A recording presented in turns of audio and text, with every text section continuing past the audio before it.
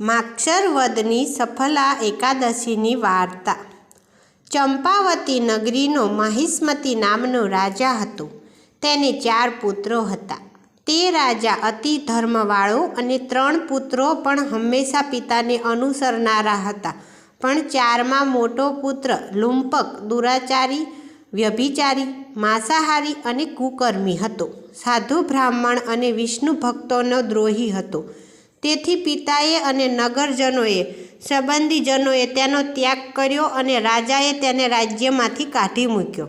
તેથી હવે મારું કોઈ સહાયક નથી એમ જાણી એકલો જ વનમાં ગયો। દિવસે વનમાં રહેતો જીવોની હત્યા કરીને દેહ નિર્વાહ કરતો અને રાત્રે તે જ શહેરમાં આવીને લૂંટફાટ કરતો, માણસોને મારી નાખતો અને ભંજવાળ કરી જતો। ક્યારેક કોઈક પકડી લેતા છતાં રાજપુત્ર જાણીને છોડી દેતા।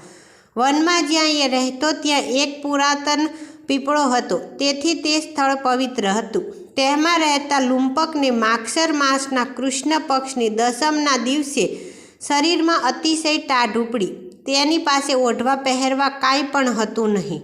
તે દિવસે બપોરમાં જીવ હત્યા કરીને કાંઈ ખાધું પણ ટાઢની પીડાથી અશક્ત થયેલો હોવાથી સાંજે ખાધા પીધા વિના એમને એમ પીપળા નીચે પડી રહ્યો। રાત્રે નિંદ્રા તો આવી જ નહીં। બીજે દિવસે બપોરે સૂર્યના તાપથી કાંઈક ટાઢ ઓછી થઈ એટલે ધીમે ધીમે આહાર માટે જંગલમાં ફરવા માંડ્યો। પણ કોઈ જીવની હત્યા કરવાની શક્તિ નહીં હોવાથી નીચે ખરી પડેલા થોડાક ફળો લઈને પીપળા પાસે આવ્યો।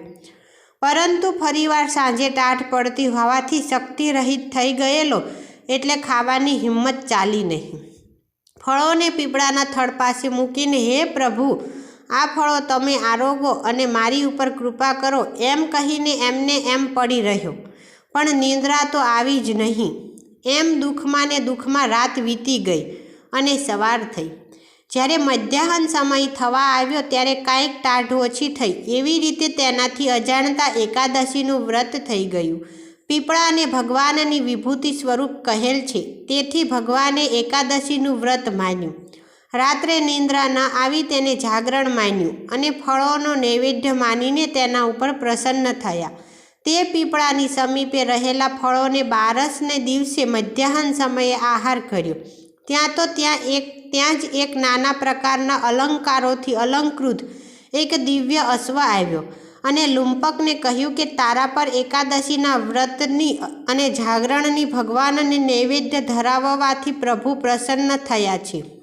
માટે મારા ઉપર બેસ અને રાજ્યમાં ચાલ અને તારા પિતા તને રાજ્યાભિષેક કરશે, તે માટે ધર્મથી રાજ્યનું પાલન કર।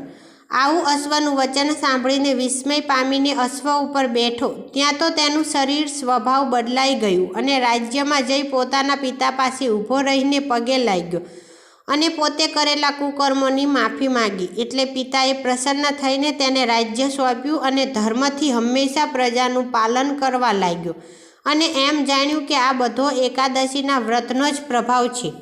એમ જાણીને હંમેશા પોતાની પત્નીની સાથે એકાદશીનું વ્રત, ભગવાનનું પૂજન, દાન પુણ્ય વગેરે પ્રેમ શ્રદ્ધાથી કરતો હતો।